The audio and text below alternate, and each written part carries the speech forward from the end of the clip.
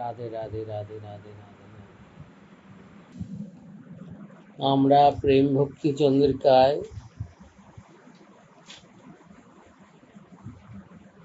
গতকাল অবধি শ্রবণ করেছি যে জীবনে মরণে গতি, রাধা কৃষ্ণ প্রাণপ্রতি, দোহার প্রীতি রস সুখে, যুগল ভজয়ে যারা, মোর প্রাণ গলে হারা, এই কথা রহু মোর বুকে।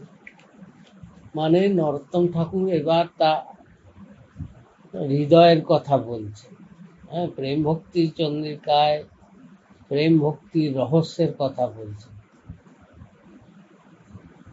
তো একে যদি আমরা চিন্তন করি, ধ্যান করি, মনন করি, তাহলে হবে কি, যে যে ভাবের কথা বলে সেই কথাকে যদি আমরা গ্রহণ করি, তাহলে সেই কথাটা উৎসে নিয়ে যায়, মূলটা কোথায় সেইখানে নিয়ে যায়। জাগতিক দৃষ্টান্ত হিসাবে বলা যেতে পারে যে একটা লোক হয়তো কাউকে রেগে মেগে গালিগালাজ করছে, হ্যাঁ, রেগে গিয়ে কারোর উপর তাকে গালিগালাজ করছে। এখন আমরা তার মুখের ওই কথাগুলো যদি বিচার করতে থাকি, তো বিচার করতে গেলে তখন আস্তে আস্তে আমরা পৌঁছবো কোথায়, তার হৃদয়ে কি না সেটা ক্রোধ থেকে উৎপন্ন হয়েছে, তার ভেতরে রাগ হয়েছে, সেই রাগের ফলে তার মুখ থেকে এই জাতীয় ভাষা শব্দ বেরোচ্ছে। তো এরকম রিপুগণেরও সবেতেই কেউ কামনার বশে কোনো কথা বললে সেখানেও গভীরে গেলে দেখা যাবে যে কোত্থেকে কথাটা উৎপন্ন হচ্ছে। তো এখানে মহাপুরুষের বাণী মানে কি, তারা হৃদয়ে যেটা আস্বাদন করেছেন, তারা যা বস্তু অনুভব করেছেন সেইটাই তারা প্রকাশিত করেছেন তাদের দিব্য বাণীর মাধ্যমে। তো তাদের সেই দিব্য বাণীকে যদি আমরা অনুসরণ করি এবং অনুসরণ করে তার মূলে যাই, তো আমরাও সেই চরম লক্ষ্যে পৌঁছাবো, যে সচ্চিদানন্দ সাগর থেকে তারা যে প্রেমামৃত আস্বাদন করে তাদের মুখ থেকে এই বাণী বেরিয়েছে, আমরাও সেই বাণীকেই যদি আমরা লক্ষ্য করে চলি, সেই হিসাবে আমাদের জীবনধারা গঠিত করি, আমরাও সেই লক্ষ্যে পৌঁছে যাব। ঠাকুর নরোত্তম বললেন কি, যে জীবের লক্ষ্য হচ্ছে, অর্থাৎ যারা ব্রজরসিক, ব্রজের পথে চলতে চান, তাদের একটাই লক্ষ্য হচ্ছে যে ভগবানের সেবা। তাদের কাছে না ভক্তি কাম্য, জাগতিক ভোগ তাদের কাম্য নয়, জ্ঞানী কর্মীদের ভক্তি, জ্ঞানীর মুক্তি, তাও ভক্তের লক্ষ্য নয়। ভক্তের লক্ষ্য হচ্ছে একমাত্র নিত্য সেবা। তো তাই ঠাকুর নরোত্তম বললেন, যুগল চরণ সেবা, যুগল চরণ ধেবা, যুগলেরও মনের প্রীতি, যুগলেই মনের প্রীতি, যুগল কিশোর সার, যুগল কিশোর রূপ, কাম রতি গণভূপ, মনে রহু ও লীলা কিরতি।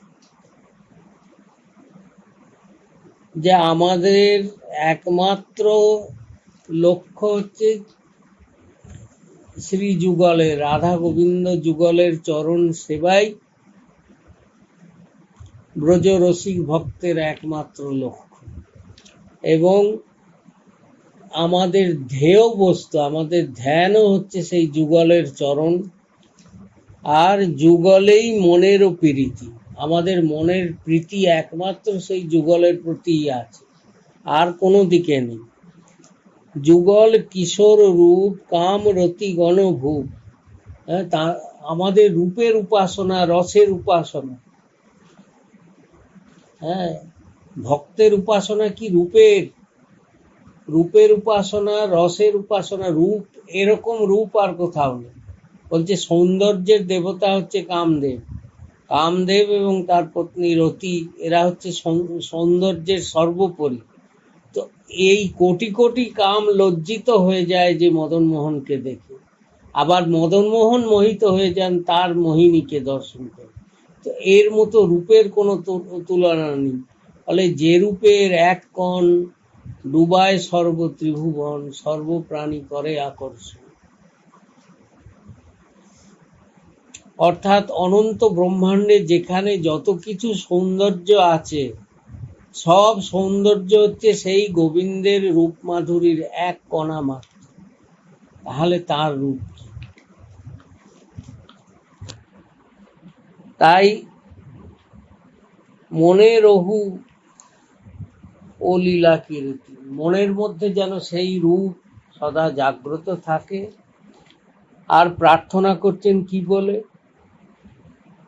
না, দশনেতে তৃণ ধরি হাহা কিশোর কিশোরী। হ্যাঁ, মানে দাঁতের মধ্যে ঘাস নিয়ে নিজেকে আত্মসমর্পণ করে ঠাকুর নরোত্তম বলছেন যে হে কিশোর, হে নন্দ কিশোর, হে বৃষভানু কিশোরী, চরণাব্জে নিবেদন করি। হ্যাঁ, আমি তোমাদের দুজনের চরণে এই প্রার্থনা করি। ব্রজরাজ কুমার শ্যাম বৃষভানু নন্দিনী নাম।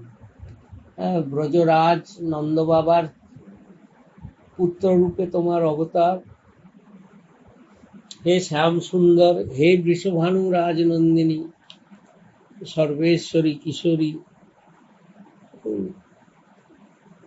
আর এই রাধারানীর স্বরূপ কি? শ্রী রাধিকা রামা মনোহারী। ব্রজগোপীগণের মধ্যে তো সর্বোপরি, এমনকি শ্রী ভগবানকেও যিনি বিহ্বল করে দেন তার রূপ মাধুরীতে। তাই তার রূপের কোনো তুলনা নেই। নটবর শিখরিণী নটিনীর শিরোমণি, দুহু গুণে দুহু মনোঝুর, শ্রীমুখ সুন্দর বর, কনক কেতকী রায়, শ্যাম মরকত কায়, দরপ দরপ করু চূর, নটবর শিখরিণী নটিনীর শিরোমণি, দুহু গুণে দুহু মনোঝুর। রাধারানীর অঙ্গকান্তি কি? সোনার কেতকী ফুলের মতন। কনক কেতকী রায়, শ্যাম মরকত কায়, মানে শ্যাম সুন্দর নীলমণি মরকত মণির মতন তার অঙ্গকান্তি।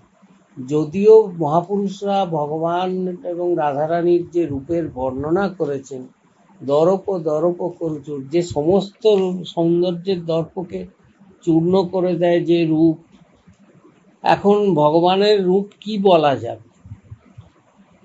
আমাদের শাস্ত্রে মুনিগণ অনির্বচনীয় বলেছেন, অসমর্থ, যার সমানও কিছু নেই, যার চেয়ে ঊর্ধ্বও কিছু নেই, অনির্বচনীয়, যেটা বলা যায় না। তার রূপ কিরকম, তাকে দেখতে কিরকম, কেউ বলতে পারে? গোবিন্দকে দেখতে কিরকম? তা আমাদের শাস্ত্রে আচার্যগণ উপমা দিলেন। সে তো দিব্য রূপ, আমাদের মতো তো রক্ত মাংসের শরীর নয়। আমাদের রূপ আর ভগবানের রূপে তফাৎ আছে। আমাদের রূপ হচ্ছে রক্ত মাংস অস্থি মজ্জা, সপ্ত ধাতু দিয়ে তৈরি। আর ভগবানের রূপ কি? তিনটে বস্তু দিয়ে তৈরি, সৎ চিৎ আনন্দ। পূর্ণ সত্তা, পূর্ণ চেতনা, পূর্ণ আনন্দ, এই দিয়ে তার রূপ নির্মাণ হয়েছে। হ্যাঁ, নিত্য রূপ তার এই বস্তুতে গড়া।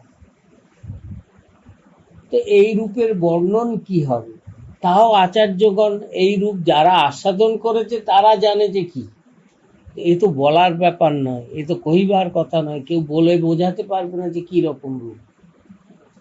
এখন ব্রজের সৌন্দর্য, ব্রজের সবকিছুই হচ্ছে কি, বলার কথা নয়, বলা যায় না, আবার না বলে থাকাও যায় না।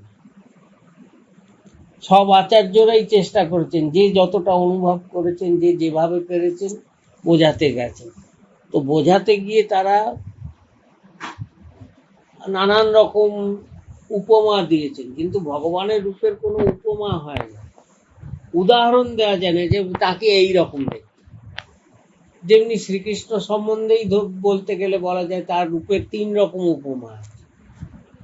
একটা বলা হয়েছে কিরকম, নব জলধর শ্যাম, নব মেঘের মতন, নবীন মেঘের মতো নীল বর্ণ, শ্যাম বর্ণ। আবার এও বলা হয়েছে যে তার গায়ের রং কিরকম, এখানেই যেমনি নরোত্তম ঠাকুর বললেন কি, শ্যাম মরকত কান, মানে মরকত মণি, নীলমণি, ইন্দ্র নীলমণির মতো তার অঙ্গকান। আবার এমনও বর্ণনা আছে নীল কমলের মতো, নীল পদ্মের মতো তার অঙ্গকান। তা এখন আচার্যগণ এইটা বলেও তারপর বললেন কি, আর দেখুন 3টে দৃষ্টান্ত দিয়েছেন কেন না, এই 3টে দৃষ্টান্তেরও কারণ আছে। যে গোবিন্দের অঙ্গকান্তি নীল মেঘের মতো, নীল মেঘের মতো মানে আমরা নীল মেঘ তো চোখে দেখতে পাই, তো তাই বোঝানোর জন্য একটা আভাস দেওয়া হলো যে নীল মেঘের মতো তার গায়ের রং। কিন্তু নীল মেঘের মতো নয়, তার চেয়ে অনন্ত গুণ। নীল মেঘ যেরকম, সেটাকে যদি অনন্তবার ওই রকম করা যায়, মানে সীমাহীন ভাবে সবকিছু তার অনন্ত, অনন্ত গুণ নীল মেঘের চেয়ে সুন্দর। কিন্তু আর তার মধ্যে কি আছে, মেঘের যেমনি শীতলতা আছে, ঠান্ডা, হ্যাঁ, নীল মেঘের মধ্যে একটা শীতলতা আছে, ভগবানের মধ্যেও নীল মেঘের মতন অনন্ত গুণ শীতলতা আছে। মানে জীব আমরা ত্রিতাপ জ্বালায় জ্বলে মরছি, আমাদের হৃদয় সর্বদা জ্বালায় জ্বলছে। তো এই তপ্ত হৃদয় নিয়ে যদি তার ধ্যান করা যায়, তার চিন্তন করা যায়, সাথে সাথে হবে কি, মন শীতল হয়ে যাবে। হ্যাঁ, নীল মনে মানে নীল মেঘের মতন শীতল তিনি, অনন্ত গুণ। সব ক্ষেত্রেই মনে রাখতে হবে অনন্ত গুণ, যেটা আমাদের ধারণায় আসে। নীল মেঘের দৃষ্টান্ত দেওয়া হয়েছে, কিন্তু তার চেয়ে অনন্ত গুণ। নীলমণি, নীলমণির মতো, আমরা তো মণি দেখতে পাই না, নীলমণি। তো নীলমণি কি, নীলমণির মতো তার নীল অঙ্গকান, মণির চেয়েও অনন্ত গুণ সুন্দর। আর মণির মধ্যে কি, যেমনি একটা উজ্জ্বলতা আছে, চকচক করছে, উজ্জ্বল। তো নীল মণির চেয়েও সহস্র গুণে উজ্জ্বল ভগবানের অঙ্গকান। অর্থাৎ সেই রূপ যে ধ্যান করবে, ধ্যান করলে হবে কি না, হৃদয়ের সব অন্ধকার দূর করে দেবে তার উজ্জ্বলতায়। মনের যত অন্ধকার আছে মেঘের মতো শীতল করবে, মনির মতো উজ্জ্বল করে দেবে, আলোয় হৃদয় আলোতে ভরে যাবে সেই রূপ চিন্তন করলে। আর বলা হয়েছে নীল কমল, নীল পদ্মের মতো। পদ্ম কি খুব কোমল, তো পদ্মের চেয়েও অনন্ত গুণ কোমল। নীলপদ্ম কত কোমল হবে, তার চেয়েও অনন্ত গুণ কোমল হচ্ছেন ভগবানের শ্রী অঙ্গকান্তি। অর্থাৎ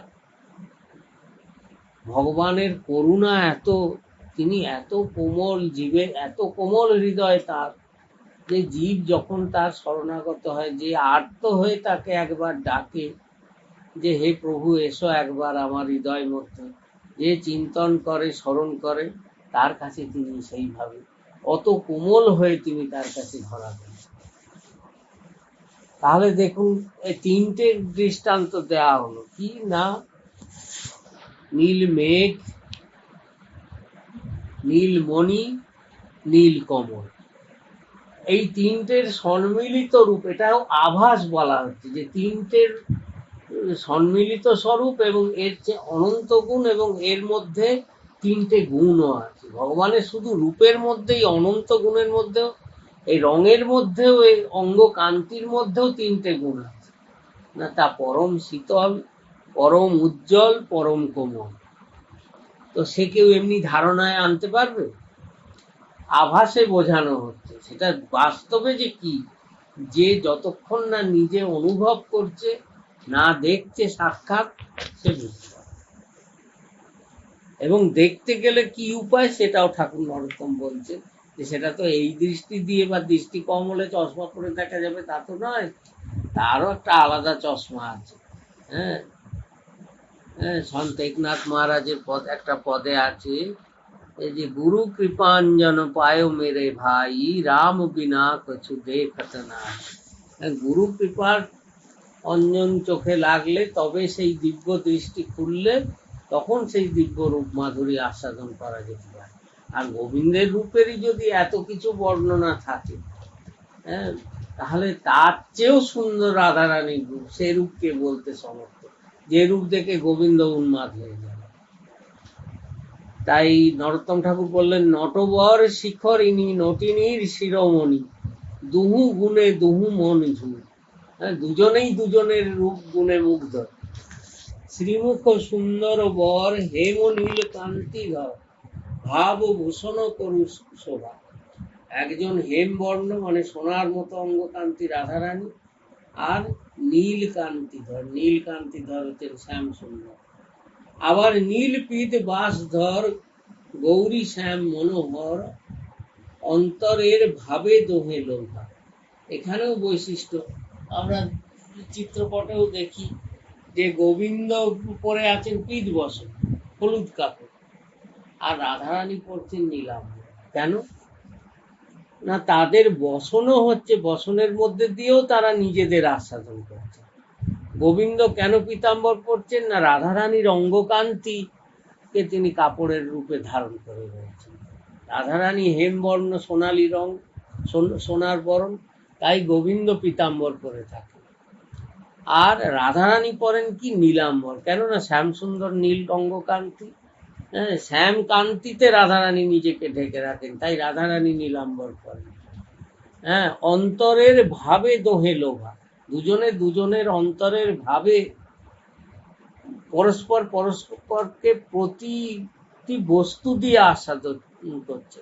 মানে তাদের যে বসন ভূষণ, গোবিন্দ পরেন সোনার গহনা, হ্যাঁ, হলুদ মণির গহনা, আর রাধারানী পরেন নীলমণির আভরণ। কেননা তার মধ্যে দিয়েও তারা পরস্পর পরস্পরকে আস্বাদন করছেন। আভরণ মণিময় প্রতি অঙ্গে অভিনয়, হ্যাঁ, কহে দিন নরোত্তম দাস, নিশি দিন গুণ গাও পরম আনন্দ পাও, মনে মোর এই অভিলাষ। হ্যাঁ, এই যে তারা বৃন্দাবনে এই যুগল কিশোর বসে আছেন, এদেরকে দর্শন করে প্রতি মুহূর্ত আমি যেন প্রতিক্ষণ নিশি দিশি গুণ গাও, দিন রাত আমি যেন এদেরই গুণ কীর্তন করতে থাকি আর করে পরম আনন্দ পাই। নরোত্তম ঠাকুর বলছেন আমার মনে এই অভিলাষ। এবার বলছেন যে এই তো ব্রজবিহারী যুগল, তাদের রূপ মাধুরী, আমরা তো সংক্ষেপে কণিকা আস্বাদন করছি, বিশদে যাব না, সংক্ষেপে বলা হচ্ছে। তো নরোত্তম ঠাকুর বলছেন এবার এদেরকে পাওয়ার রাস্তাটা কি। হ্যাঁ, বলছেন রাগেরও ভজন পথ কহি এবে অভিমত, লোক বেদ সার এই বাণী, সখীর অনুগা হইয়া ব্রজে সিদ্ধ দেহ পাইয়া, সেইভাবে জুড়াব পরাণ।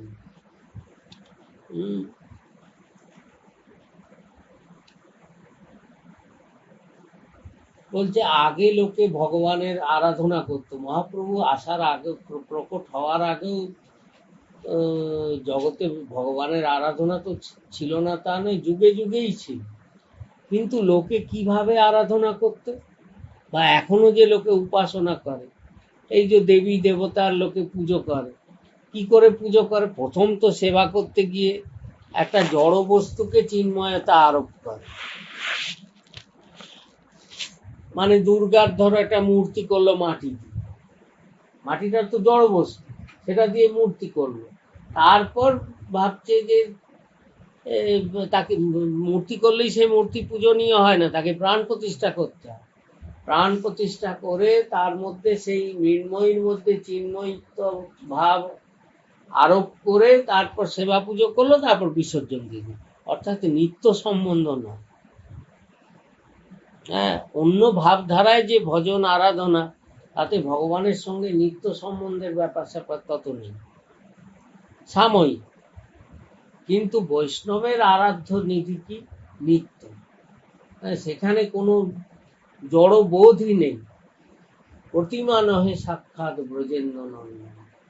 আর তার সেবা কি করে? আগে যেমনি লোকে সেবা করত, সেবার অনেক বিধি আছে, পঞ্চোপচার, দশোপচার, ষোড়শোপচার, মন্ত্রের দ্বারা নানাবিধ জিনিসপত্র আয়োজন করে উপচার সংগ্রহ করে তাকে মন্ত্রের দ্বারা তাকে সমর্পণ করা হতো। সমর্পণ করে সবার আগে সংকল্প করা হতো যে আমি পুজো করছি এই কারণে, এমনি এমনি নয়। এখনো দেখুন না, যে কোনো মানে রাধা গোবিন্দ উপাসনা ছাড়া যে কোনো পূজায় আগে সংকল্প করা, যজমানকে সংকল্প করতে হয়। এবং সংকল্প মানে কি? কেউ বলে না যে আমি দুর্গার প্রীতির জন্য সংকল্প করছি বা কালীর প্রীতির জন্য করছি, এরকম সংকল্প কেউ করায় না। সংকল্প করে কি বলে? না, আমার ধন জন এইসব প্রাপ্তির জন্যে, আমার শত্রুর দর্প বিনাশের জন্যে, আমি সংকল্প করে তোমার আরাধনা করছি, আমার এই ইচ্ছাটা তুমি পূর্ণ করো, করে তারপর তুমি যেখানে খুশি যাও। তো এইরকম ছিল উপাসনা মহাপ্রভুর আগে পর্যন্ত। যারা ঠাকুরেরও রাধাকৃষ্ণেরও পুজো করতো বা লক্ষ্মীনারায়ণ সীতারাম যারই পুজো করুক না কেন বিধি মার্গে করত, এবং তাদের ভাবনা ছিল কি যে ঠাকুর ঠাকুরের মতো, ঠাকুরের আলাদা ঘর, ঠাকুরকে ঠাকুরের মতো মর্যাদায় রাখতে হবে, সেই রকমভাবে খুব শুদ্ধাচারে তার কাছে যেতে হবে, স্নান না করে তার ঘরে ঢোকা যাবে না, যতবার ঘরে ঢুকবে ততবার স্নান করতে হবে, তারপর শুদ্ধাচারে তাকে ভোগ সমর্পণ করতে হবে। আর ঠাকুর ঠাকুরের মতো ঠাকুর ঘরে থাকবে, আমি যতক্ষণ ঠাকুর ঘরে থাকবো আমিও ঠাকুরের সেবক হয়ে থাকবো, ঠাকুর ঘর থেকে বেরোলে আর ঠাকুরের সঙ্গে সম্পর্ক নেই, ঠাকুর ঠাকুরের মতো ঠাকুরের ঘরে বসে রইল। অর্থাৎ আমার জীবনে ঠাকুরের কোনো ভূমিকা নেই, ওই ঠাকুরের ভূমিকা ঠাকুর যতক্ষণ ঠাকুর ঘরে আছে তখন। অর্থাৎ ভগবান ভেবে তাকে দূর করে ওই সিংহাসনে বসিয়ে রেখে তার উপাসনা এই ছিল। কিন্তু মহাপ্রভু এসে এই ভাব মার্গের উপাসনার কথা বলেছেন, এবং ব্রজের উপাসনাই হচ্ছে ভাবের উপাসনা। অর্থাৎ ভগবান তিনি যে ঐশ্বর্যময় সর্বশক্তিময়, এইভাবে তার আরাধনা, তিনি আমার আপনার জন, তার চেয়ে আপন আমার কেউ নেই। যত রকম সম্বন্ধ হতে পারে সব সম্বন্ধ তার সঙ্গে আছে। তার মধ্যে মুখ্য হচ্ছে 4 সম্বন্ধ: দাস্য, সখ্য, বাৎসল্য, মধু। এই 4 ভাবের উপাসনা, এইটা নরোত্তম ঠাকুর বলেছেন যে এইভাবে গোবিন্দের আরাধনা করতে হবে। বললেন রাগেরও ভজন পথ কহি এবে অভিমত। এই রাগমার্গের ভজন কি সেটা আমি বলছি, তোমরা শোনো। যে দাস্য, সখ্য, বাৎসল্য, মধু, এই 4 ভাবে এটা ভগবানের সাক্ষাৎ স্বরূপ শক্তির অংশ। এই 4 ভাবের যারা পরিকর, যেমনি ভগবানের নিত্য দাস আছে, সব ভগবানের অংশ, প্রত্যেকে ভগবানের স্বরূপ শক্তির অংশ। নিত্য দাস কারা? রক্ত পত্র ব্রজে যেসব দাসরা ছিল তারা ভগবানের নিত্য দাস। সখা কারা? সখ্য ভাবের উপাসক কারা? না, সখ্য ভাবের উপাসক হচ্ছে শ্রীদাম, সুদাম, দাম, বসুদাম, সব সখারা। ভগবানের যত সখারা তারা হচ্ছে সখ্য ভাবের, তারাও ভগবানের সঙ্গে অভিন্ন স্বরূপ, কারণ সব স্বরূপ শক্তির বিগ্রহ। আর বাৎসল্য রসের প্রধানকে নন্দ, যশোদা, রোহিণী, ধনিষ্ঠা, এরা হচ্ছে বাৎসল্য ভাবের উপাসক, এরাও ভগবানের সঙ্গে অভিন্ন।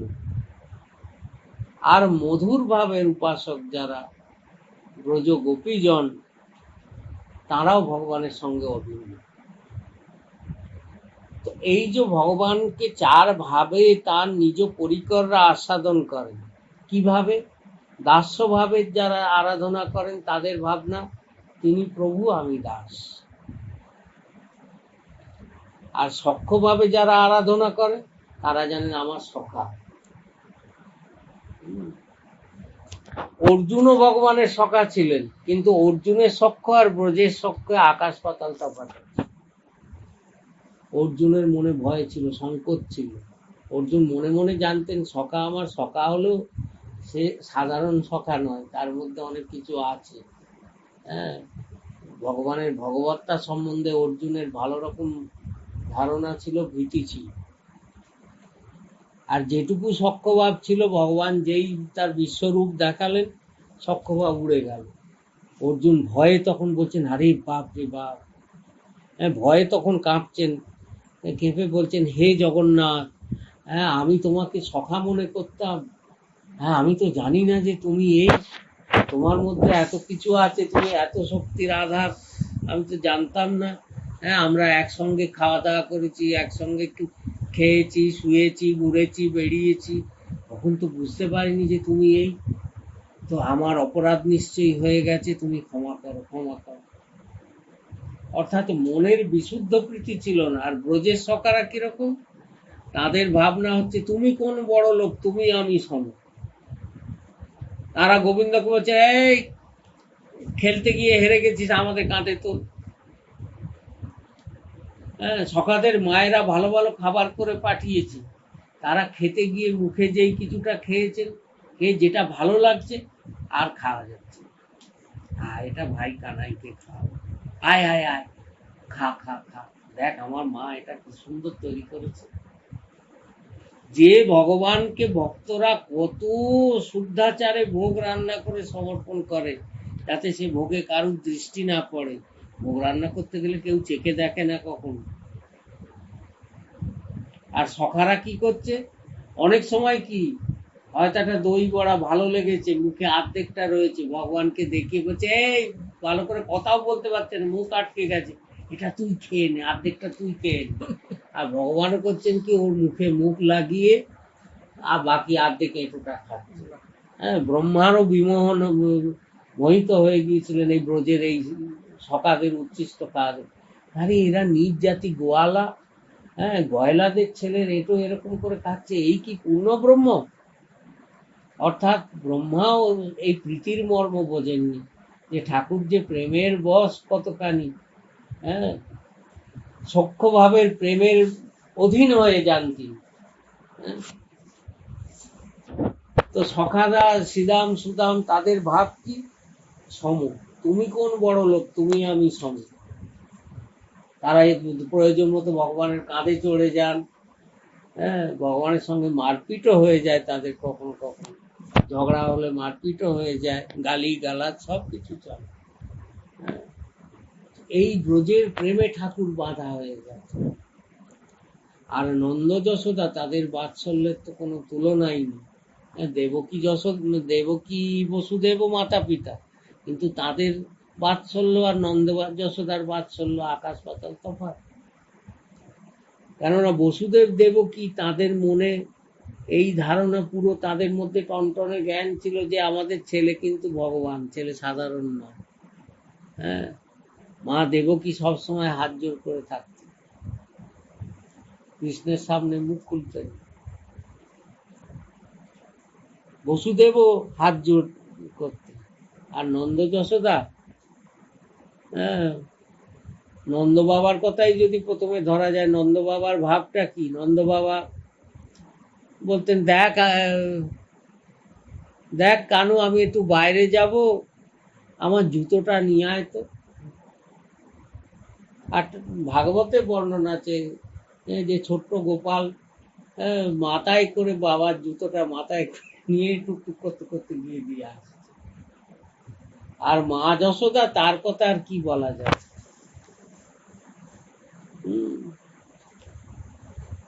মা যশোদার প্রসঙ্গে আছে যে একবার দেবর্ষি নারদ, তার মনে হয়েছে যে ব্রজভূমিতে পরব্রহ্ম এসছেন, একবার দর্শন করে আসে। হ্যাঁ, দেবর্ষি নারদ এসছেন ব্রজে দর্শন করতে, এসে দেখছেন এক নন্দ বাবার অঙ্গনে দেখছেন এক দৃশ্য, কি না একটা বাচ্চা ধুলোয় গড়াগড়ি দিয়ে কাঁদছে, আর তার মা তাকে বকা দিচ্ছে। তাহলে কি ব্যাপার? নারদ দূর থেকে দেখছে,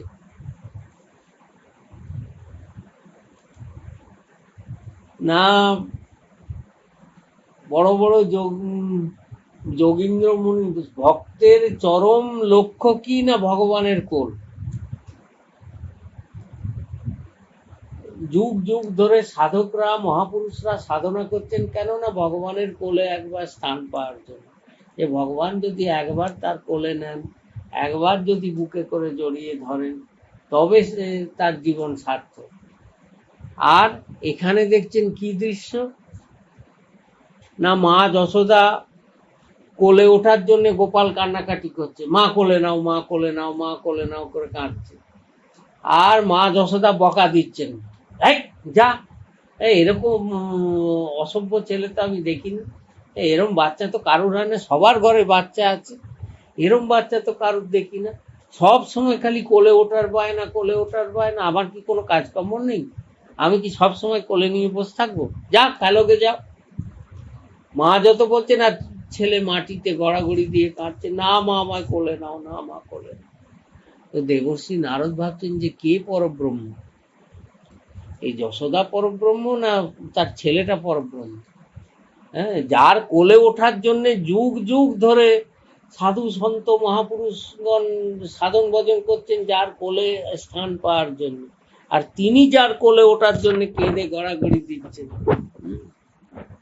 যেহি লাগি জপি তপি ভরমাওত, যাকে পাওয়ার জন্য যারা জপ করে করে তপ করে করে মানে বিভ্রান্ত হয়ে পড়ছে, কোনো রাস্তা খুঁজে পাচ্ছে না। যোগী যোগ অগ্নি জরি যাওয়াত, আর যোগীগণ যোগাগ্নিতে দগ্ধ হয়ে যাচ্ছেন, তবুও তার নিজ বল কৃপা কোর নেহি পাওয়াত, নিজের শক্তিতে যার কৃপার একটা বিন্দুও জীব লাভ করতে পারে না। আর সই কৃপালু নিজ মায় গোদ হিত পড়ায় ধরণী বিলখায়, আর সেই পরম কৃপাময় কি করছেন, মায়ের কোলে ওঠার জন্য মাটিতে পড়ে গড়াগড়ি দিচ্ছেন, দিয়ে কাঁদছেন, মা আমায় কোলে না। তাহলে বাৎসল্য ভাবের অধীন কতখানি। হ্যাঁ, যিনি অনন্ত ব্রহ্মাণ্ডের মালিক, তাঁরও মা বাবা হয়েছেন নন্দ যশোদা। তাকে শাসন করছেন, মা কান মুলে দিচ্ছেন, চট চাপাটি মারছেন, লাঠি একটা লাঠি নিয়ে বলছেন, এমন মার দেবো না যে তোমার সব বদমাইশি ছুটিয়ে দেবে। মহাকাল হুঁ কাঁপত থর থর, লড়তে জিন বনওয়ারি। হ্যাঁ, প্রতিটি জীব কালের অধীন, আর কাল হচ্ছে মহাকালের অধীন। আর সেই মহাকাল তিনিও যার ভয়ে থর থর করে কাঁপেন। মহাকাল হুঁ কাঁপত থর থর, ডরতে জিন বনওয়ারি।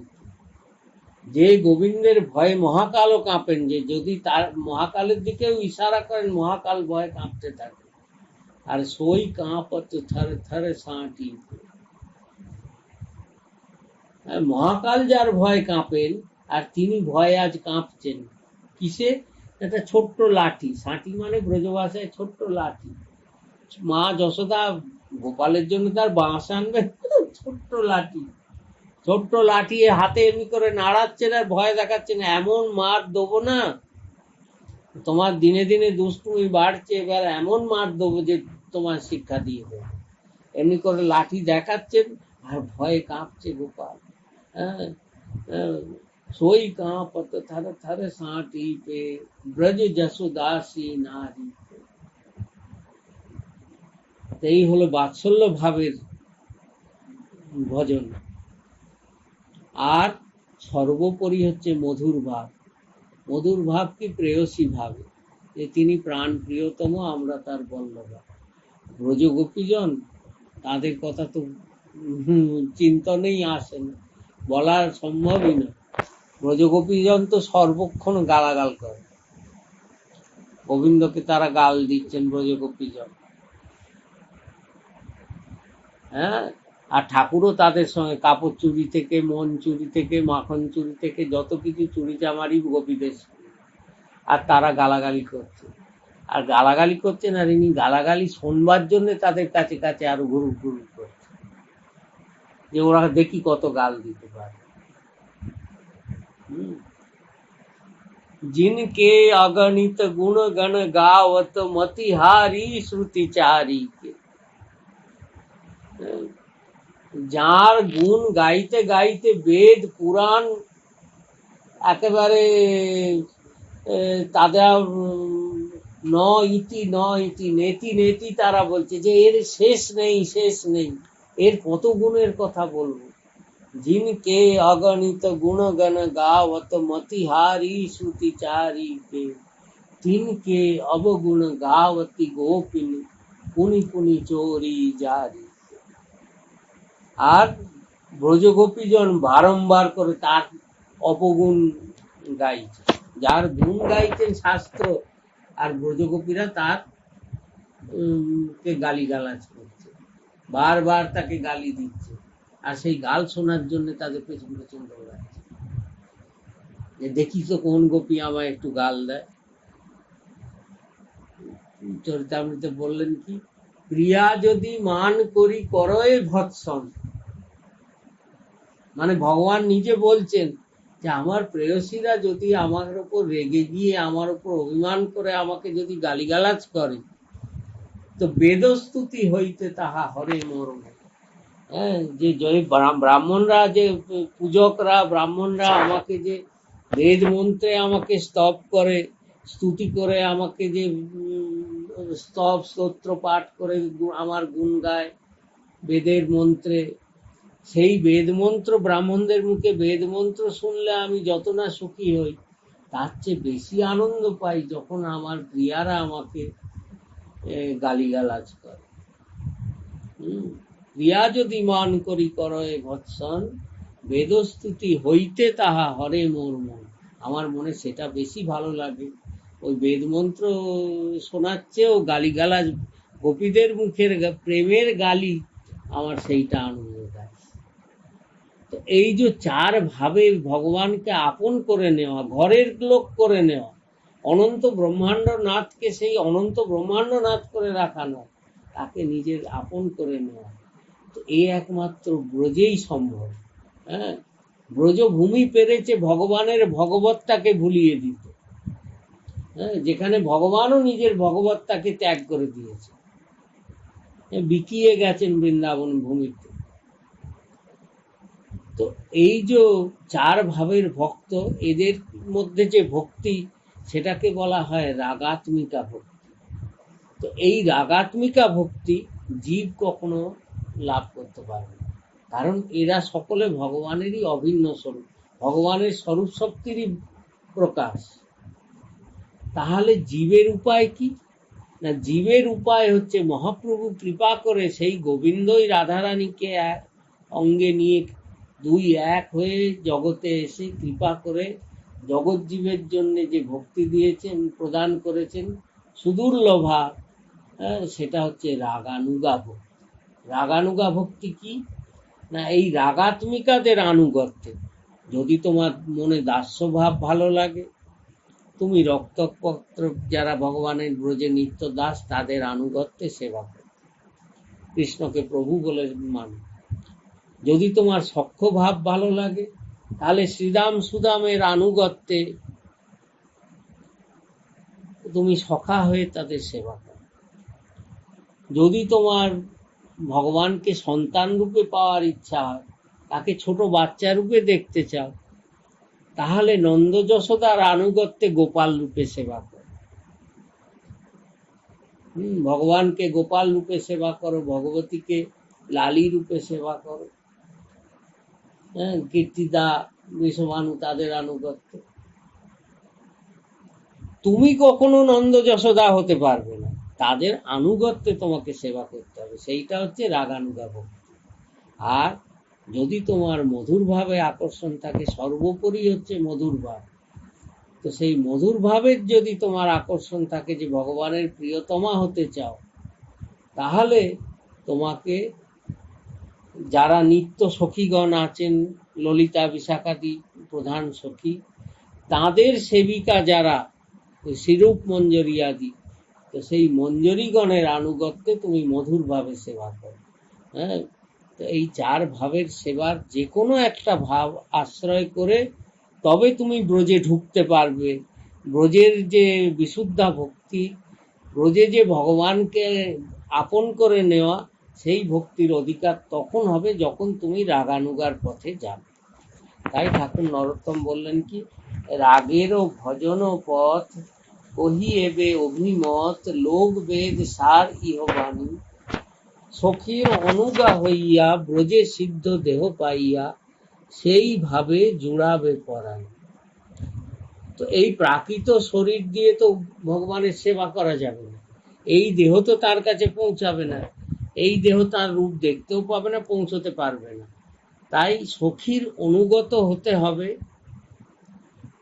হয়ে ব্রজে সিদ্ধ দেহ পাইয়া, বৃন্দাবনে সিদ্ধ দেহ নিয়ে সেইভাবে জুড়াবে পরাণ। এখন সখীর আনুগত্যে তো কোন সখীর আনুগত্য করবে, এখানেও মুশকিল। রাধা গোবিন্দের প্রত্যক্ষ সখীকে আমরা দেখতে পাচ্ছি, তার সেবিকাকে আমরা দেখতে পাচ্ছি যে তার আনুগত্যে যাব। তো এর উপায় ঠাকুর নরোত্তমই এই রাগানুগা ভক্তির রহস্য এবার আস্তে আস্তে উন্মোচন করছেন, যে কি করে ব্রজ নিকুঞ্জে প্রবেশ করতে হবে। তো এখানে বললেন যে লৌকিক জগতে আমরা রাধারানীর সখী তো কাউকে দেখতে পাচ্ছি না, তার সেবিকা আমরা তো দেখতে পাচ্ছি না, কিন্তু আছে। কোথায় আছে? বলছে যে যিনি রাগানুগা মার্গে ভজন করেন, করে সিদ্ধ হয়েছেন, তো সদ্গুরু হচ্ছে এই রাগানুগা মার্গে রাধারানীর নিত্য কিঙ্করী। হ্যাঁ, তো এখানেও শাস্ত্রের অভিমত আছে। রসিক আচার্যগণের সেবাতে বলা হচ্ছে যে গুরুদেবের যিনি সদ্গুরু স্বরূপ, পূর্ণ তত্ত্ব সদ্গুরু, তার তিনটে স্বরূপ থাকে। একটা স্বরূপ হচ্ছে যেটা বাহ্যিক দেখা যাচ্ছে, যে স্বরূপে তিনি জীবকে কৃপা করছেন, অনুগ্রহ করছেন, সেটা ভগবানের অনুগ্রহ মূর্তির একটা স্বরূপ। আরেকটি স্বরূপ থাকে কিশোর স্বরূপ, যেটা যে স্বরূপটা আমরা দেখছি তার মধ্যে হচ্ছে কি পরিবর্তন হচ্ছে। গুরুদেবের বাহ্যিক দেহ স্বরূপে তো পরিবর্তন হচ্ছে, বয়স কম ছিল, তার থেকে বড় হচ্ছে, তারপর যুবক হচ্ছে, তারপর বৃদ্ধ হচ্ছে, শরীরের মধ্যে পরিবর্তন হচ্ছে। কিন্তু সেটাও জরুরি, সেটাও অযোগ্য নয়, কারণ সেই রূপেই তিনি কৃপা করেন জীব। তো সেই শরীরও ভক্তের আদরণীয়, কিন্তু তার ভেতরে দুটো চিন্ময় সিদ্ধ দেহ থাকে। চিন্ময় সিদ্ধ দেহ মানে না, একটা হচ্ছে নিত্য কিশোর স্বরূপ, ছোট বালকের স্বরূপ, সেই সিদ্ধ কিশোর স্বরূপে তিনি মহাপ্রভুর সেবায় সর্বদা থাকেন। অর্থাৎ এখানে যোগপীঠ সেবার প্রসঙ্গ আসছে, যে মহাপ্রভুর যোগপীঠে গুরুদেবের আনুগত্যে গিয়ে সেবা করতে হবে। গৌরের কাছে যেতে গেলেও গুরু আনুগত্যে যেতে হবে, রাধারানীর কাছে যেতে গেলেও গুরু আনুগত্যে যেতে হবে। নিত্য নবদ্বীপ লীলা স্মরণ করতে গেলে সেখানেও গুরুরূপী গৌর পরিকর কিশোর স্বরূপ, তার আনুগত্যে তিনি আবার তার গুরু পরম্পরায় যে যে স্থান পেয়েছেন যোগপীঠের যেখানে, সেই স্থান দিয়ে তিনি নিয়ে যেতে পারবেন। আর গুরুর আরেক সিদ্ধ স্বরূপ, ব্রজের সিদ্ধ স্বরূপ হচ্ছে কি রাধারানীর নিত্য কিঙ্করী মঞ্জরী স্বরূপ। হ্যাঁ, সেটা অন্তর্চিন্তিত দেহ, ভাব দেহ, বাহ্যে তার প্রকাশ থাকবে না। সেখানে তিনি রাধারানীর নিত্য দাসী রূপে নিত্য সেবাতেই নিযুক্ত থাকেন, নিত্য সেবাই তিনি করছেন। তো শিষ্য যখন গুরু অনুগত হবে, তাই বললেন কি সখীর অনুগা হইয়া, তো গুরুরূপা সখীর অনুগত হলে তখন হবে কি ব্রজে সিদ্ধ দেহ পাইয়া, যে দেহ বাইরে দেখা যাবে না, অন্তরে থাকবে সেই নিত্য কিশোরী স্বরূপ, এবং যে স্বরূপে রাধারানীর নিত্য সেবায় যুক্ত জীব হতে পারবে, সেইভাবে জুড়াবে পরাণী। ঠাকুর নরোত্তম বলছেন যে গুরু আনুগত্যে, গুরুরূপা সখীর আনুগত্যে গিয়ে যুগলের নিত্য সেবা জীব করতে সমর্থ হবে। এরপর বললেন শ্রী রাধিকার সখী যত, তাহা বা কহিব কত, মুখ্য সখী করিয়ে গণন। যে রাধারানীর তো অনন্ত সখী, কতজনের কথা বলবো, হ্যাঁ, যারা তার সঙ্গে অভিন্ন, রাধারানীর নিজেরই অভিন্ন স্বরূপ, সেই প্রধান যে 8 জন, সেই অষ্ট মহাসখী, তাদের কথা আমি বলছি। কে না, মুখ্য সখী করিয়ে গণন, তার প্রধান জন যারা সেবিকা। রাধারানীর সেবা কে করতে সমর্থ? রাধারানী নিজেই নিজেকে বিভক্ত করেছেন সখী। হ্যাঁ, তো মুখ্য সখী কে না, ললিতা বিশাখা তথা চিত্রা চম্পকলতা, রঙ্গদেবী সুদেবী কথন, তুঙ্গবিদ্যা ইন্দুরেখা, এই অষ্ট সখী লেখা, এবে কহি নর্ম সখীগণ। রাধিকার সহচরী প্রিয় প্রেষ্ঠ নাম ধরি, প্রেম সেবা করে অনুক্ষণ। বলছেন রাধারানীর মুখ্য হচ্ছে অষ্টসখী 8 জনকে, ললিতা, বিশাখা, চিত্রা, চম্পকলতা, রঙ্গদেবী, সুদেবী, তুঙ্গবিদ্যা, ইন্দুরেখা। এই 8 জন হচ্ছেন রাধারানীর অভিন্ন স্বরূপ। এরা সব সময় তার সেবাতে রয়েছে। রাধারানী নিজেই এই 8 মূর্তিত, এরাও সেব্য তত্ত্ব।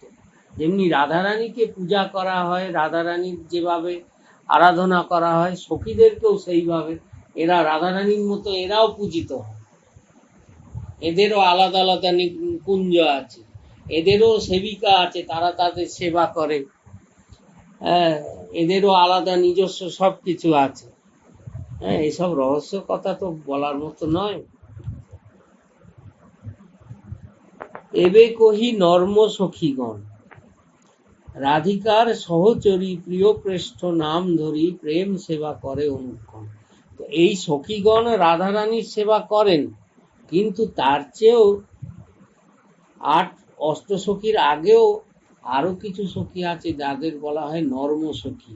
হ্যাঁ, আর এরা রাধারানীরই নিত্য স্বরূপ, এরাও রাধারানীর থেকেই প্রকটিত হয়েছে। তাদেরকে প্রিয় প্রেষ্ঠ সখীও বলা হয়। এই প্রিয় নর্ম সহচরীগণ হচ্ছেন কি না, মঞ্জরী।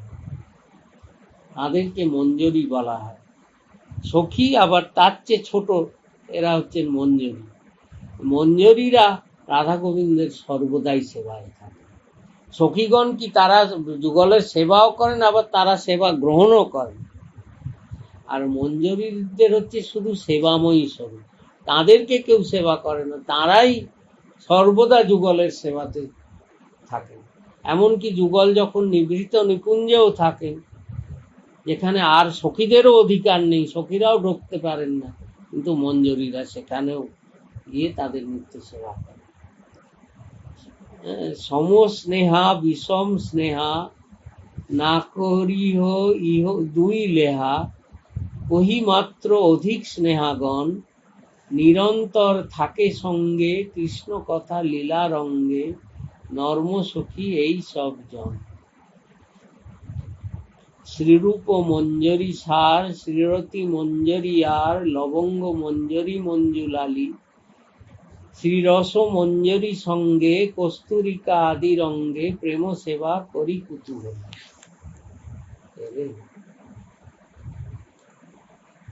এখানে বলছে, এ তো আরো গভীর রহস্যের কথা, যে রাধারানীর 5 রকম সখী আছে।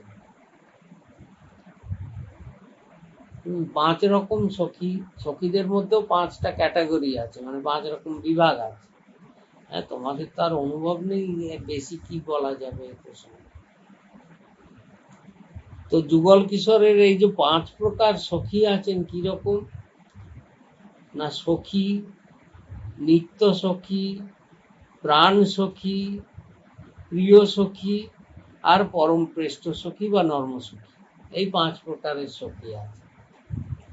হ্যাঁ, রাধারানী তার মধ্যে এই যে প্রথমেই বললেন সমস্নেহা বিষম স্নেহা, হ্যাঁ, এইগুলো এর মধ্যে বিভাগ আছে। হ্যাঁ, তো যারা শুধু সখী তাদের হচ্ছে কি কৃষ্ণের প্রতি তাদের স্নেহ আছে, শ্রীকৃষ্ণের প্রতি তাদের বিশেষ আকর্ষণ আছে। তো বলছেন কি যে এখানে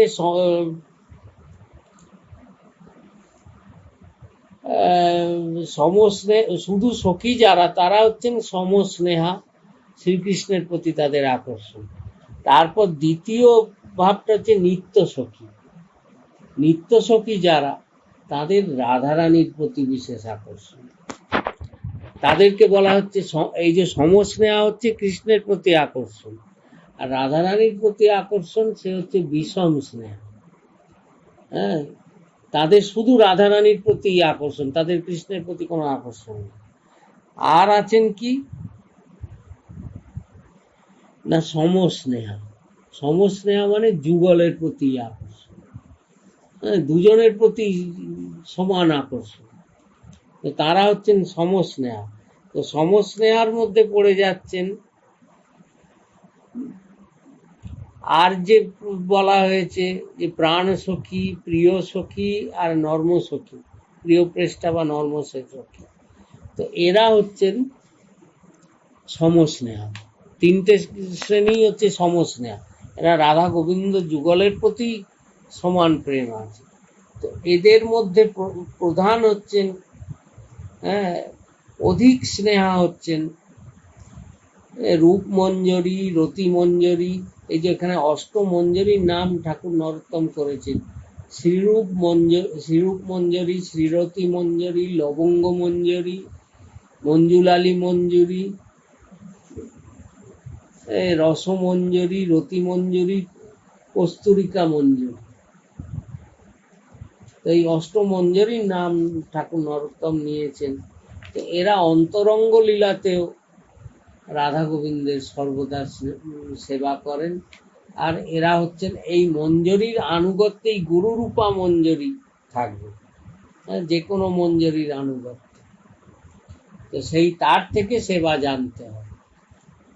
এসবার অনুগা হইয়া প্রেম সেবা নিব চাইয়া, ইঙ্গিতে বুঝিব সব কাজ, রূপে গুণে ডগমগী, সদা হব অনুরাগী, বসতি করিব সখী মাঝ। বৃন্দাবনে দুইজন, চারিদিকে সখীগণ, সময় বুঝিব রস সুখে, সখীর ইঙ্গিত হবে, চামর ঢুলাবো তবে, তাম্বুল যোগাবো চাঁদ মুখে। নরোত্তম ঠাকুর বলছেন যে আমি যুগলের প্রেমে বিভোর হয়ে এই গুরুরূপা মঞ্জরীর আনুগত্যে, গুরুরূপা মঞ্জরী আমাকে যে সেবা বলে দেবেন, তিনি আমাকে জানিয়ে দেবেন যে আমার কি সেবা, সেই যে সেবা গুরুরূপা মঞ্জরীর থেকে জেনে আমি তাঁদের আনুগত্যে, গুরুরূপা মঞ্জরীর আনুগত্যে আমি বৃন্দাবনের নিকুঞ্জে, হ্যাঁ, ঠাকুর নরোত্তম প্রার্থনা তো এক জায়গায় বর্ণনা করেছেন, যেটা আমাদের সেবার আগে চিন্তন করতে বলা হয়, যে কি না বৃন্দাবন রম্য স্থান, দিব্য চিন্তামণি ধাম, রতন মণ্ডিত মনোহর, আবৃত কালিন্দিনী রে, রাজহংস কেলি করে, তাহে শোভে কনক কমল। বৃন্দাবনের রম্য স্থান, দিব্য চিন্তামণি ধাম, দিব্য চিন্তামণিময় যে ধাম, ভক্তের হৃদয়ের চিন্তামণি স্বরূপ। রতন মণ্ডিত মনোহর, রত্ন মণ্ডিত, দিব্য রত্নে মণ্ডিত যে মহাধাম। আবৃত কালিন্দিনী রে, যমুনা ঘিরে রেখেছে তাকে চারিদিক। রাজহংস কেলি করে, হ্যাঁ, রাজহংস মানে কি, যত পরমহংসগণ, হ্যাঁ, যত সিদ্ধ পরমহংসগণ সেই যমুনার জলে তারা হংসরূপে বিহার করছেন, যুগলকে শুধু দর্শন করার জন্য। আবৃত কালিন্দিনী রে, রাজহংস কেলি করে, তাহে শোভে কনক কমল।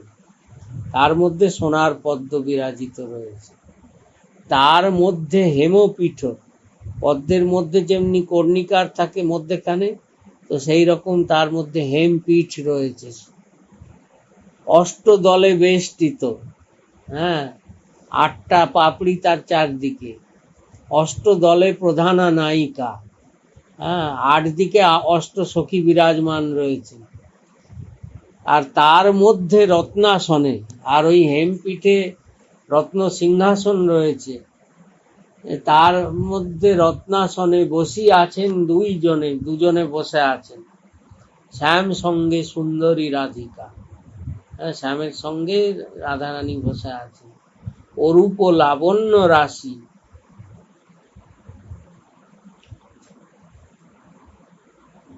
সেই যুগলের রূপ মাধুরী থেকে, হ্যাঁ, সে যে কি রূপ লাবণ্য সে কেউ ভাষায় বর্ণনা করা যাবে না। অরূপ লাবণ্য রাশি অমিয়া পড়িছে খুশি, হ্যাঁ, প্রতি পদে যেন অমৃত ঝরে পড়ছে ওই রূপ থেকে। কিসে না, হাস পরিহাস সম্ভাষণ, পরস্পর দুজনে দুজনের দিকে তাকিয়ে আছেন, পরস্পর হাসি ঠাট্টা করছেন। হাস পরিহাস সম্ভাষণ, দুজনে দুজনের দিকে তাকিয়ে নানাবিধ রঙ্গ করছেন, হাস্য পরিহাস করছেন। নরোত্তম দাসে কয় নিত্যলীলা সুখময়, সদাই স্ফুরুক মোর মনে। ঠাকুর নরোত্তম বলছেন এই নিত্যলীলা, এই মহাযোগ পীঠ আমার হৃদয়ে সদাই স্ফুরিত হোক। তো এখানেও সেই কথাই বললেন যে বৃন্দাবনে দুইজন চারিদিকে সখীগণ, মানে কি সেই যোগপীঠের কথাই বলছেন। বৃন্দাবনে দুইজন চারিদিকে সখীগণ, সময় বুঝিব রস সুখে। আমি গুরুরূপা মঞ্জরি আমাকে জানিয়ে দেবেন যে দেখো এবার সময় হয়েছে। সখীর ইঙ্গিতে, তবে গুরুরূপা সখী ইঙ্গিত করে দেবেন যে যাও এবার সেবা করবে। তখন আমি কি করব? সখীরও ইঙ্গিত হবে চামর ঢুলাবো। যুগল বসে আছেন, তাদের কে গিয়ে চামর সেবা করতে থাকবে, হ্যাঁ, যাতে তাদের মৃদুমন্দ সমীরণে তাদের সুখ হয়, হ্যাঁ, তাদের সুখের জন্যে আমি গিয়ে চামর সেবা করব, চামর ঢুলাবো, তবে আর তাম্বুল যোগাবো চাঁদ মুখে। হ্যাঁ, তাদের যুগলের মুখে পান, সে যে সুন্দর নানাবিধ দ্রব্য দিয়ে পান তৈরি করে সুন্দর পান নিয়ে দুজনের মুখে আমি খাইয়ে দেব, হ্যাঁ, আর দুজনে পান খাবেন আর হাস পরিহাস করবেন। যুগল চরণ সেবী নিরন্তর এই ভাবি, অনুরাগে থাকিব সদায়, সাধনে ভাবিব যাহা, সিদ্ধ দেহে পাব তাহা, রাগ পথের এই সে উপায়। এইখানে ঠাকুর নরোত্তম সাধন দেহ আর সিদ্ধ দেহের বিচার করেছে। তিনি বলছেন কি, যুগল চরণ সেবী নিরন্তর এই ভাবি, অনুরাগে থাকিব সদা। নিরন্তর যুগলের একমাত্র চিন্তন হবে শুধু যুগল। যুগলকে চিন্তন করে নিরন্তর এই কথা ভাবতে ভাবতে আমি আনন্দে অনুরাগে একেবারে মগ্ন থাকব। সাধনে ভাবিব যাহা, আর সাধন ভজন করতে করতে যা চিন্তা করব, সিদ্ধ দেহে পাবো তা। আর নিত্য সিদ্ধ স্বরূপে যেটা চিন্তন করব সাধক দেহে, বলছেন বাহ্য অন্তর ইহার দুই তো সাধক। চৈতন্য চৈতামৃতে বর্ণনা যে এই রাগানুগা ভক্তির দুটো সাধন আছে, দুরকম, একটা বাহ্য, একটা আন্তর। বাহ্য সাধন কি? সাধক দেহ। সাধক দেহে দেখা যাবে সাধক মালা জপ করছেন, পূজা করছেন, এটা তার ভগবানের নাম জপ করছেন, এটা হচ্ছে তার বাহ্য সাধন। আর আন্তর সাধন কি না, সেখানে সিদ্ধ দেহে নিজ নিত্য সিদ্ধ স্বরূপে, বাইরে কেউ বুঝতেও পারবে না, বাইরে সাধক স্বরূপে একরকম আরাধনা, আর অন্তরে সিদ্ধ দেহে কখনো বৃন্দাবন ছাড়া হবে না, নিরন্তর বৃন্দাবনে যুগলের সেবার মধ্যে নিযুক্ত থাকবেন।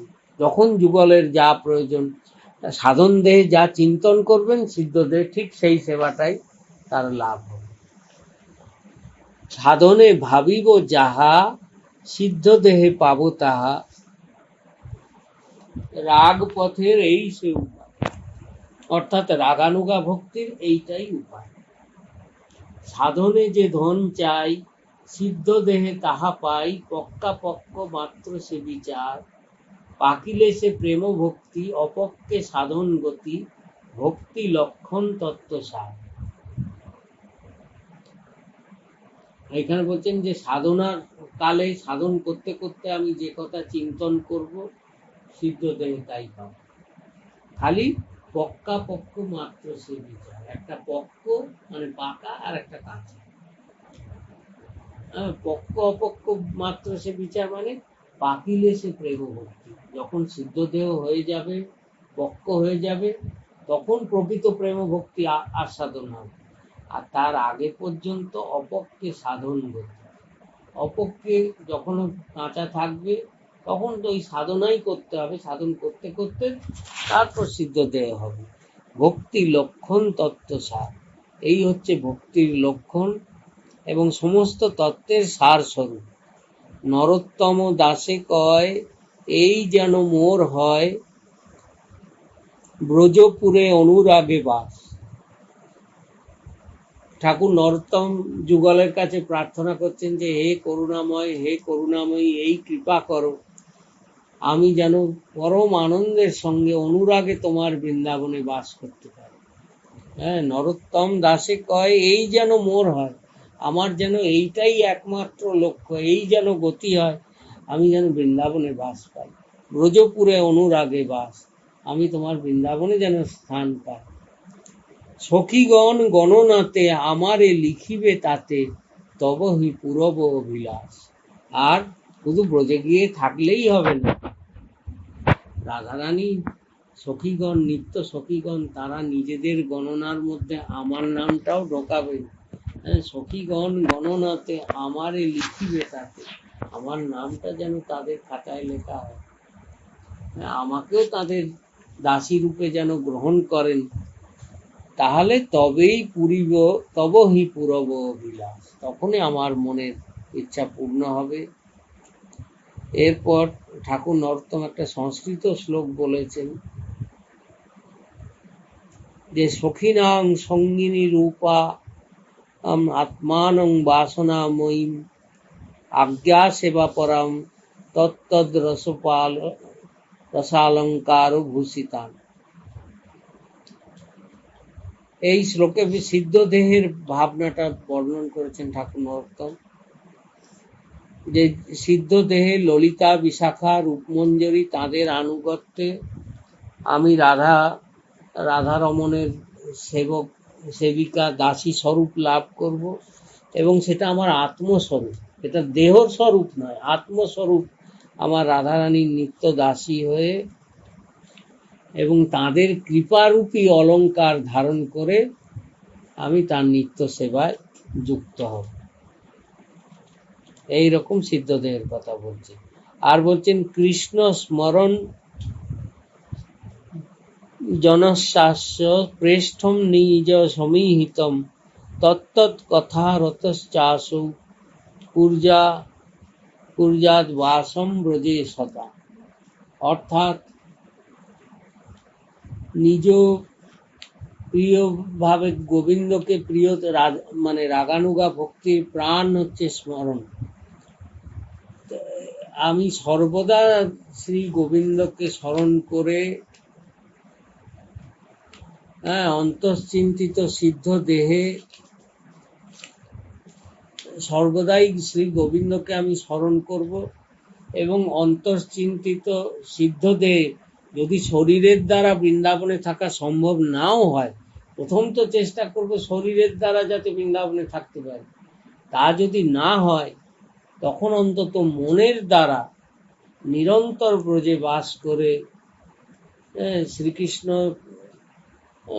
প্রেম আস্বাদন করার জন্য নিরন্তর মন যেন আমার ব্রজেই বাস করবে, বৃন্দাবন ছাড়া এক মুহূর্তের জন্যও হবে না, এবং সেখানে ওই প্রেমময়ী বাসনা যুক্ত হয়ে ব্রজে বাস করে যুগলের শরীর এবং মন দুয়ের দ্বারাই যুগলের সেবাতে আমি সদা রত থাকব। যুগল চরণে প্রীতি পরম আনন্দ তথি রতি প্রেমময় পরবন্ধে। কৃষ্ণ নাম রাধা নাম উপায় কর রসধাম চরণে পড়িয়া পরানন্দে। মনের স্মরণ প্রাণ মধুর মধুর ধাম যুগল বিলাস শ্রুতি সার সাধ্য সাধন এই ইহা বই আর নাই এই তত্ত্ব সর্ববিধি সার। মানে রাধা কৃষ্ণের যুগল চরণেই যেন আমার প্রীতি হয়, তাইতেই আমি পরম আনন্দে থাকব।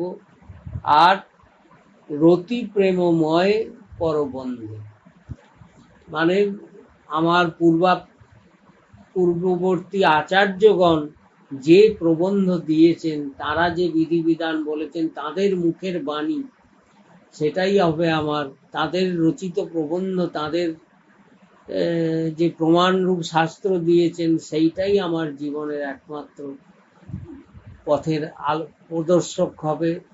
সেই নিয়েই আমি থাকবো। আর কৃষ্ণ নাম রাধা নাম উপায় করো রসধাম, চরণে পড়িয়া পড়ান।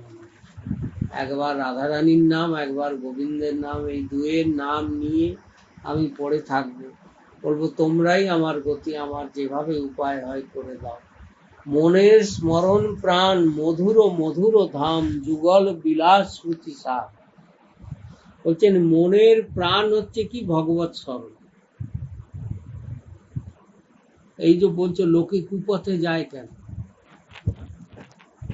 ভগবৎ স্মরণ নেই। সাধুর বেশ ধরেও সে বাইরে বেশটা ধরেছে, ভেতরে ভগবৎ স্মরণ নেই। ভগবৎ স্মরণ না থাকলে হয় কি? যেমনি একটা মজার দৃষ্টান্ত দিই, একটা জ্যান্ত লোককে কখনো কাক চিলে সে ঠোকরায় না। একটা জ্যান্ত লোক যদি রাস্তার মধ্যে শুয়েও থাকে, কাক চিল কি তার গায়ে ঠোকর মারতে যাবে? কখনো মার যাবে না, জানে যে জ্যান্ত আছে। কিন্তু একটা যদি মৃতদেহ পড়ে থাকে, মৃতদেহ পড়ে থাকলে তাকে কাক চিল শকুন সব এসে ঠোকরায়, খুব লেখাবে। তো তেমনি বলছেন কি, এই যে আমাদের মনের প্রাণ হচ্ছে ভগবৎ স্মরণ, নবদা ভক্তিরও প্রাণ হচ্ছে ভগবৎ স্মরণ। তো স্মরণ যদি থাকে তবেই সে জীবিত আছে। আর মনের স্মরণ নেই, বাইরে মালা তিলক ধরে বসে আছে, সাধু সেজে বসে আছে, কিন্তু ভেতরে ভগবৎ স্মরণ নেই। তাহলে হয় কি, যেমনি ওই মৃতদেহকে কাক চিল্লে সে ঠোকরায়, তো সেই রকম যার মনে স্মরণ নেই তাকেই এই কাম ক্রোধ এইসব রিপুরা এসে কাকচিল হয়ে এসে তাকে ঠোকর মারতে থাকে। তার কারণ কি? যে সে মৃতদেহ, ভেতরে স্মরণ নেই। বাইরে লোক দেখানি সব বিধিবিধান আছে, কিন্তু মনের প্রাণ প্রাণ যেটা হচ্ছে স্মরণ, ভগবৎ স্মরণ। ভগবৎ স্মরণ থাকলে তাকে কোনো রিপু এসে ধরতে পারবে না।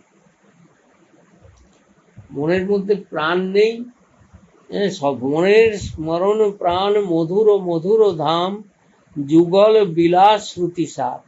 আর যুগল কিশোরের বিহারই হচ্ছে সর্ববেদের সার, সর্বশাস্ত্রের সার হচ্ছে আমার রাধা গোবিন্দের যুগল বিহার। সাধ্য সাধন এই ইহা বই আর নাই, এই তত্ত্ব সর্ববিধি সার। এই যুগল চরণের বিলাসই হচ্ছে, যুগল চরণের স্মরণই হচ্ছে সাধ্য, আর স্মরণই হচ্ছে সাধনা।